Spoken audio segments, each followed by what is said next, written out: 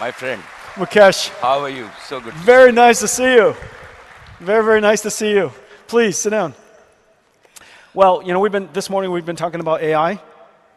And the last time you and I spent time together, we were talking about AI. And the time before that, we were talking about AI. And now you could see we don't really have much to talk about aside from AI. And no one has contributed more, Mukesh, to help India become a high-tech and a deep-tech India.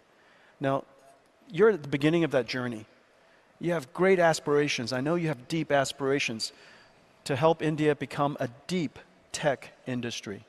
And what gives you that conviction, and why is artificial intelligence that moment for India? So Jensen, first let me welcome you to our city of Mumbai, a city with a large heart.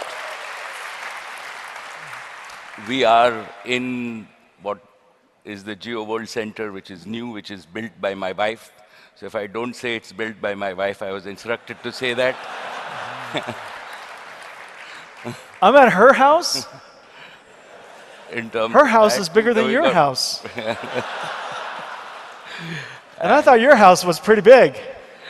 Just so you know, from Mukesh's house, I could see my house in California. So, and you know, while I was listening to you, you talked about NVIDIA being an exotic place. And I was thinking that when you are in India, I've got to give you my version of what NVIDIA means to me. And I was just thinking about it backstage. There's a very important word linked, which is called vidya, V-I-D-Y-A, right? And in Indian, in Hindi, as we are all determined, it still is I'm smart. It gets better, Jensen. So if we think about vidya, vidya is Saraswati. And Saraswati is our goddess of knowledge. So when you actually devote yourself sincerely to the goddess of knowledge and you acquire knowledge, then in our tradition, the goddess of prosperity, which is Lakshmi, follows.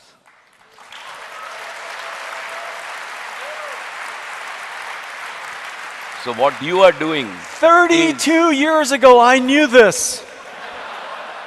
So and now the story of NVIDIA has been revealed to all of you. So our first principles, right, are what you are driving. Thank you. Is the knowledge revolution converting into the into what I call the intelligence revolution. And that drives prosperity across the world for all the 8 billion people. And I think that what we are at the doorsteps of is the new intelligence age. And on behalf of everybody, I am very proud to have you as my friend. And welcome to India. And thank you for actually contributing to the world to bring the intelligence age in our lifetime, and hopefully, together with everybody, this can drive to more prosperity for all the 8 billion people in the world, and particularly the 1.5 billion people in India. It is such an honor and such a great privilege and incredible joy to be able to contribute in this way. And as you know, the IT industry of India is world-renowned for its very large scale and not just in size, but in deep expertise of computer science. Very few countries in the world has this natural resource, this amazing natural resource called IT and computer science expertise. In the last couple of years, we've been working together to upskill, and we've now upskilled. So India is fast becoming an innovation hub for the world. in terms of where we are and not the manufacturing house. And so you know, we have over 10,000 engineers here in India ourselves. So that's like our challenge. What we also have is we also have what I call the necessary infrastructure, and we've been fortunate that we have the connectivity infrastructure, which is equivalent to the roads. So if you don't have roads, you will not reach your destination. So I believe that today, apart from the US and China, right, India has the best digital connectivity infrastructure, 4G, 5G, and broadband in the world. Yeah. Right? When people talk about Geo, and you know, we said Geo took India from number 158 in the world to number 1 in the world in 8 years. We, as a single company, didn't know anything about this domain, right? But today, we are the largest data company in the world, right? Yeah. Our volumes are equivalent to AT&T, T-Mobile, and Verizon combined. Bring equality to the world, and that is the opportunity. Why I described this, and this is the reason that India will be one of the biggest intelligence markets, and it's not only our aspirations, but I think it is just the raw gene pool and the raw gene power that exists in India, the youth power that exists in India, that is actually going to And drive yeah. intelligence, and hopefully once we drive intelligence for our domestic market, right? Yeah. We will use intelligent services beyond software to integrate with the rest of the world. That's right. And Indians now will not only export CEOs to the world's largest companies, but hundreds of millions of Indians.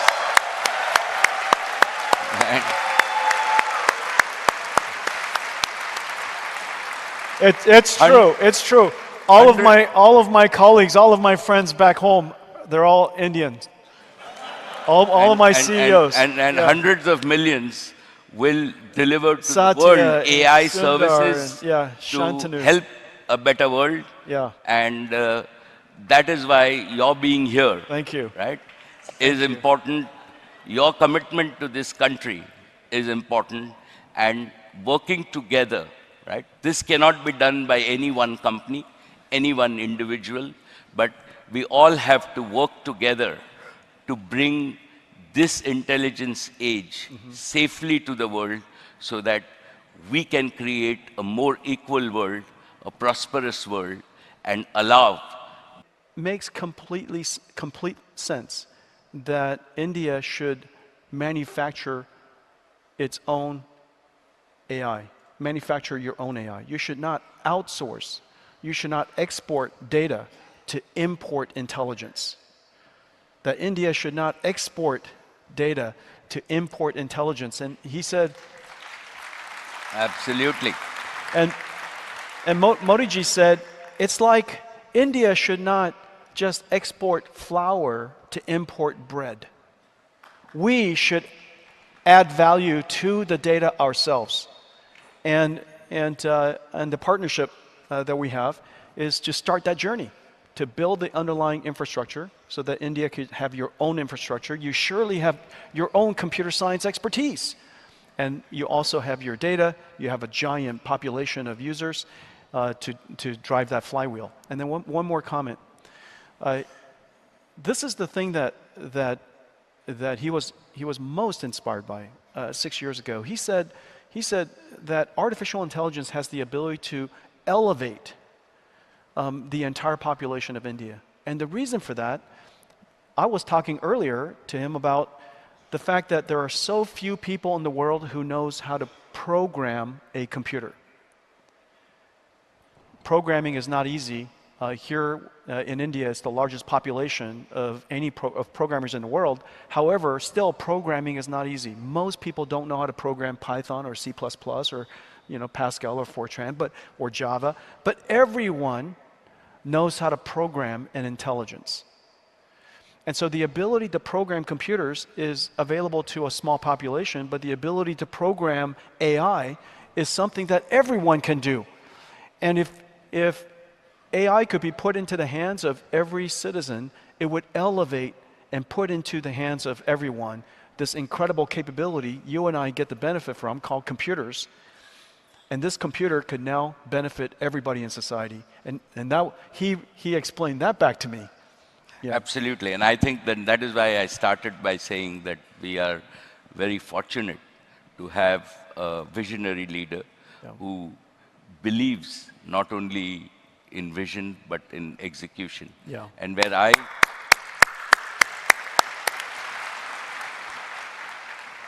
Jensen, where I see to the world of intelligence, he has given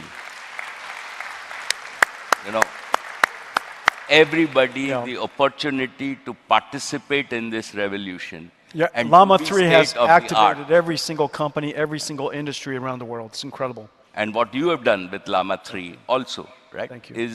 And all of us, we can build on top of that.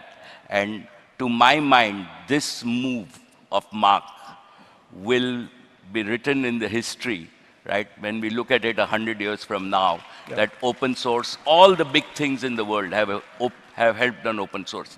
Linux was open source. Right. And I think that at least from an India point of view, right, computing. We can use Llama as a base model. It allows all of us to develop on top of a state-of-the-art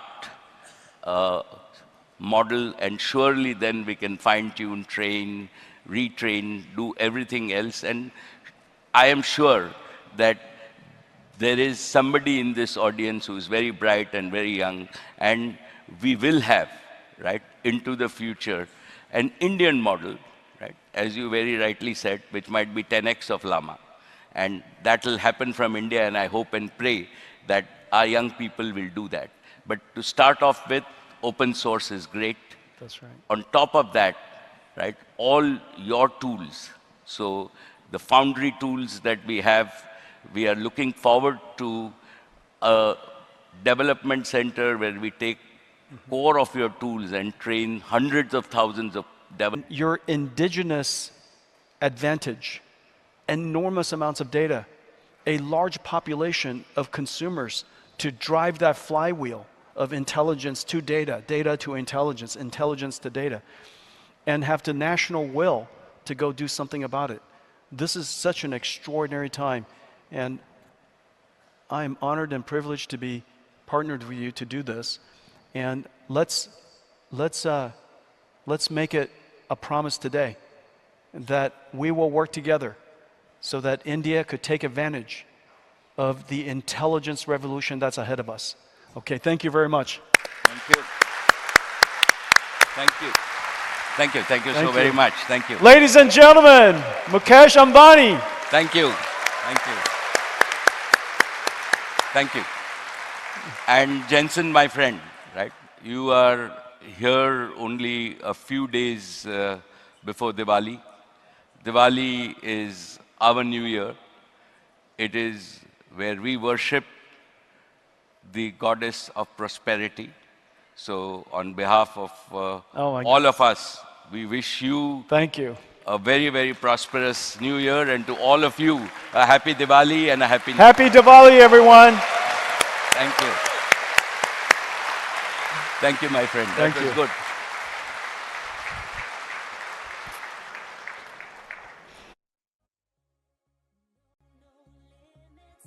Like, share, and subscribe for more fun and helpful content. See you next time.